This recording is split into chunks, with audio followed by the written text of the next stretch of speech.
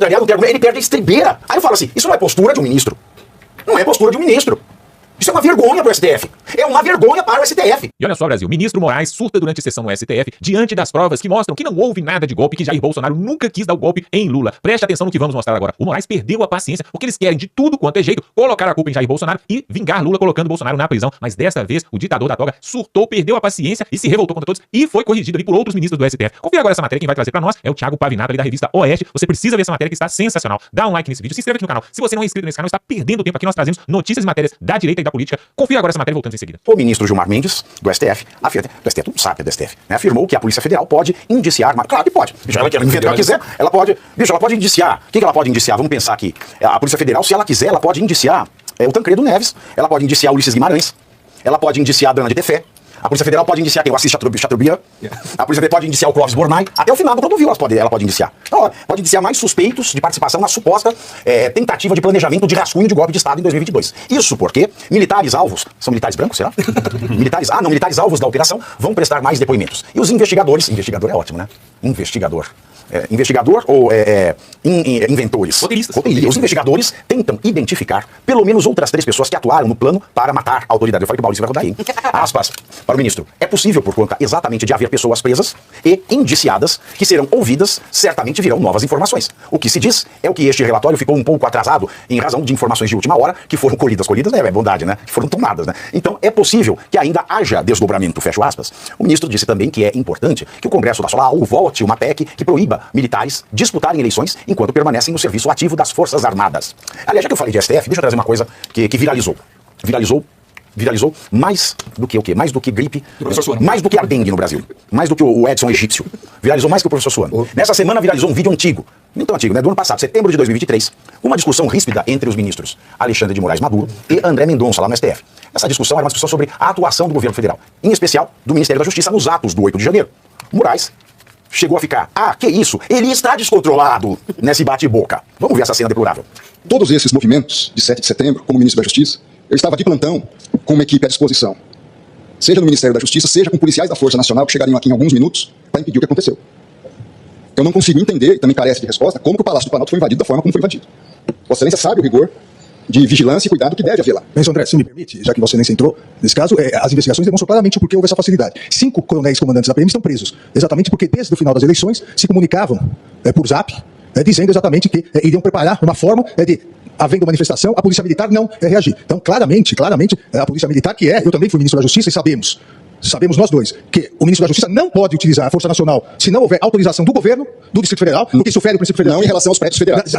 Mas não em relação à Praça dos Três Poderes. Mas em relação às edificações federais, absurdo, pode e deve. Com todo respeito, Vossa Excelência, querer falar que a culpa do 8 de janeiro foi do ministro da Justiça. Vossa Excelência está dizendo isso. Um absurdo. Vossa Excelência quando 5 comandantes estão presos. Muito embora eu queria o Brasil quer ver esses vídeos do Ministério. Quando o ex-ministro da Justiça, que sucedeu Vossa Excelência, fugiu para os Estados Unidos, eu sou advogado de ninguém. E jogou o celular dele no lixo. Eu não sou advogado de ninguém. Foi preso. E agora Vossa Excelência vem no plenário do Supremo Tribunal Federal, que foi destruído para dizer que houve uma conspiração do governo contra o próprio governo. Não coloque palavras na minha boca. Não coloque palavras na minha boca. Não coloque palavras na minha boca. Eu jurava que era Vera Verão Albina. Eba!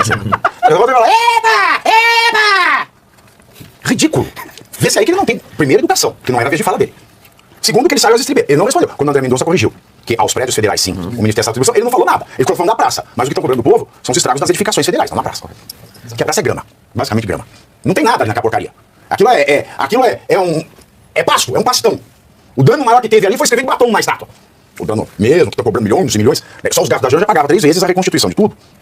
Foram nos prédios. Isso, aí ele foge. Aí quando o ministro André Mendonça sabiamente diz, não, a praça não, mas a edificação sim. Aí ele perde a estribeira. Não sei o que ele...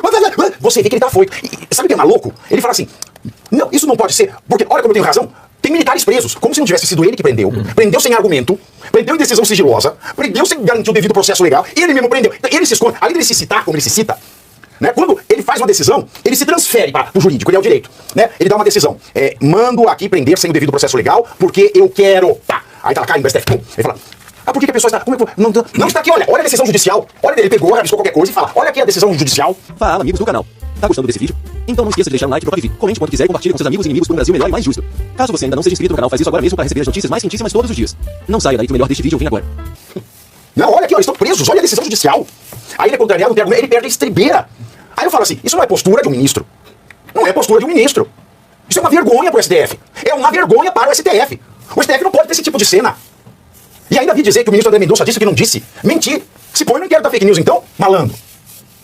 Ué, não tem argumento pra tudo, pra que perder a estribeira? O André Mendonça não perdeu a estribeira. E tava na vez de fala dele. Mas ele invadiu ali o espaço do outro, se desesperou, perdeu totalmente a razão, e logo se vê que, de fato, isso é uma peça de ficção, como disse o Jair Messias Bolsonaro. E aí agora viu outro ministro dizer que tem mais, a Polícia Federal ainda pode indiciar mais gente. Claro que pode. Numa ficção pode tudo.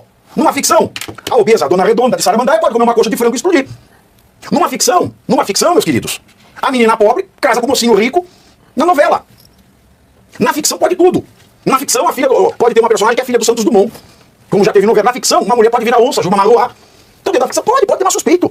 Pode vir até o bolso de suspeito. Ô, Padre, o ministro André Mendonça, pra ganhar 10, só faltou, na hora que o Alexandre Moraes falou assim, porque tem 5 militares presos, ele falou, por decisão monocrática sua, sem aval do plenário. Aí acabava, aí 10 era louvor, né? Agora, essa fala do Gilmar Mendes, não sei se estou enganado, Padre, ela não dá a entender de que haverá uma espécie, assim, de delação forçada pra que mais coisa venha à tona. Exatamente o que eles criticaram da Lava Jato. Eles não, exatamente o que ele próprio dizia que é tortura. Foi o primeiro a dizer que foi tortura. Mas agora vale. Pois é. Agora a tortura vale. Vai entender. Mas essa fala do Gilmar diz que vai ter uma pescaria, que a pescaria vai continuar com quem tá preso, e pode ser dessa pescaria, pode sair o peixe que vier. Agora, uma coisa que me chama a atenção, Pavinato, no que você falou aqui, eu acho que o relatório, de fato, ele mostra que quem tá dando as cartas no momento no Brasil chama Alexandre de Moraes, é um fato. Agora, minha pergunta é, até quando? Porque dentro do próprio Supremo Tribunal Federal não há um consenso a persona do próprio Alexandre. Aí ontem eu estava assistindo a entrevista do presidente Jair Bolsonaro aqui na Oeste, inclusive, e ele falava o seguinte, num determinado momento fora dessa lógica pirotécnica de pseudo-golpe, ele estava falando sobre planos políticos do PL e de outros partidos. Pirotécnica. É piroquecnia mesmo. De eleger senadores em diversos estados da República. E aí eu acho que esse é um projeto, independente de ser do PL, do Bolsonaro, que seja muito inteligente. Porque se tem um poder nesse país que pode equilibrar de novo, é o Supremo Tribunal Federal. Desculpa, é o Senado Federal, que pode devolver ao Supremo o papel que ele deveria ter, sempre teve constitucional, e não deixar que aconteça o que está acontecendo.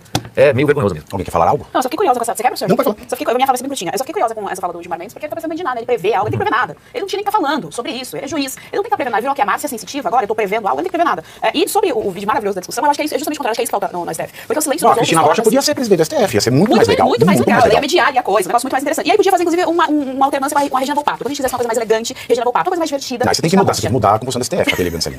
Mas eu acho que é isso que falta, assim. O André Mendonça, embora o vídeo seja antigo, quando a gente vê esse tipo de debate ali dentro... Mas o debate é atual. O vídeo é antigo, mas o debate é atual. Exato. Porque a gente tá falando agora exatamente da rebarba daquilo daí que eles estavam discutindo naquele dia. Então, eu acho que é isso que falta no STF. Porque quando todos os outros ficam em silêncio, enquanto o Alexandre de Moraes faz o que bem entende do país, se sente dono do país, como a gente viu aqui ontem dizendo que ainda não era um processo e tal, julgamento, sei lá, eles são coniventes. Mas sabe qual é o detalhe? A pergunta-chave, a pergunta que o Ricardo fez. Qual é o teto para Alexandre de Moraes? Eu lembro que uma vez, na década de 90, eu li um artigo da Folha. O teto é de mosquito. Que seja. Mas eu lembro um artigo da Folha que eu li, que é bom aceitar a Folha, porque a Folha naquela sempre ela foi Raquel, né? Não é Ruth. Então pega a Folha, que a Folha sempre teve do lado errado, da minha perspectiva. Mas tudo bem. E é um artigo maravilhoso que ele estava falando do nível dos líderes medíocres que o mundo estava vivendo. Aí ele pegou, comparou vários líderes da década de 90 com os líderes da década de 30. Aí ficou todo mundo assustado. Você lê, mas fica assustado, né? Aí ele termina dizendo assim: bom, vocês devem estar pensando, poxa, mas naquela época tinha monstros, como aquele austríaco, tinha o Stalin, tinha Franco, foram todos monstros. Aí ele termina dizendo: mas convenhamos, na categoria maldade, não dá nem pra comparar. Ou seja, até pra maldade desses que são hoje, eles são medíocres. E quando você olha aquele ambiente que ali está, onde que veio o teto? Vamos comparar com aquela categoria maldade daquela época que tem agora. Aqueles caras que foram tops na categoria maldade como Stalin, eles ocupavam cargos que davam a eles capacidade de mexer com as peças do jogo. E eram os cargos máximos. Por exemplo, o Alexandre de Moraes, ele manda e desmanda no Brasil, mas ele não é o cara que está distribuindo as peças na estrutura do Estado brasileiro. Você tá fazendo a cargada, né? A cargada verdadeira. Mas ele não é o cara que tá fazendo. É a cargada oculta. É o Lula e um conjunto de indivíduos. Onde que virá o teto pra ele? Na hora que ele colocar outros do mesmo nível que ele, convenhamos, não é uma questão de notável saber jurídico, é notável comportamento social. Ali não é um comportamento entre pares. Ele deveria fazer um estágio na Câmara dos Lordes inglesa ou em qualquer parlamento que preste no mundo pra ver como é que você se comporta diante dos pares. Não passa nem na porta. Não consegue. Aí ele vai afetar alguém.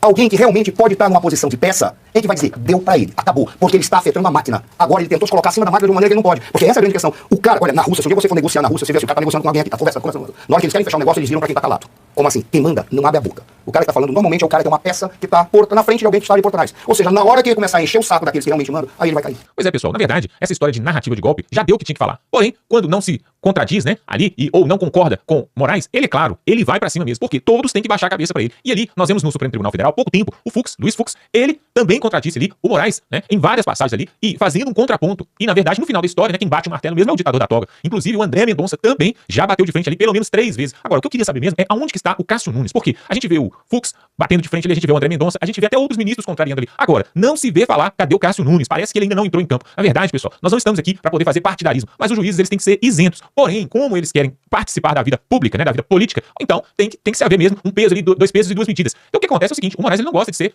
contrariado. E ali o que acontece no Supremo Tribunal são 11 cabeças e tem 11 opiniões diferentes. É lógico que, vez por outra, eles se unem, né, para proteger um ao outro. Né? Existe aquele sentimento ali de partidarismo, né, de companheirada, né? E eles se protegem justamente para proteger a causa deles ali. Agora, é um absurdo isso que acontece em Brasília, onde não é um sistema contra Jair Bolsonaro ou contra a direita, são vários sistemas ali de poder que estão se protegendo. Por exemplo, o Lula quer perdurar no poder, ele quer depois dos 80 anos renovar o seu mandato e ficar mais 4 anos a partir de 2026. Para isso, ele conta com a ajuda, claro, de Moraes e dos outros ministros. Agora, também o Supremo Tribunal quer ter a voz maior ali dos três poderes. Para isso, ele conta com outros apoiadores também, como, por exemplo, o Congresso Nacional ali, com o Davi Alcolumbre e o Hugo Mota, que ajudam também o Supremo Tribunal. Então, existe ali uma cobertura de um poder em cima do outro, e todos eles visando o bem próprio, não visando o bem da população brasileira, não visando aquilo que mais importa, que é a Constituição. Inclusive, teve um vereador que agora essa semana está passando em todos os jornais. O vereador pegou a Constituição Federal e jogou no chão, como se diz. Já não vale de mais nada, foi rasgada. Isso, na verdade, não se pode fazer, ele vai responder por isso. Mas é uma indignação que gera no povo brasileiro diante dessas coisas, dessas cenas que vemos aqui. Realmente, eu quero que você coloque aqui nos comentários sobre essas atitudes, o que você acha. Nós temos falado aqui que, na verdade, deveria ter, os ministros do Supremo deveriam ser eletivos, eles deveriam fazer votação, o povo deveria votar, e eles deveriam ter cargo de, no máximo, 8 anos. O que você acha disso? Deveriam ter votação do povo e deveria participar ali do Supremo por apenas 8 anos. Coloque aqui nos comentários, eu quero saber da sua opinião, que é a que mais importa. Se inscreva no canal, pessoal, para ver outras matérias como essa. É só você se inscrever aqui embaixo, tem um botão,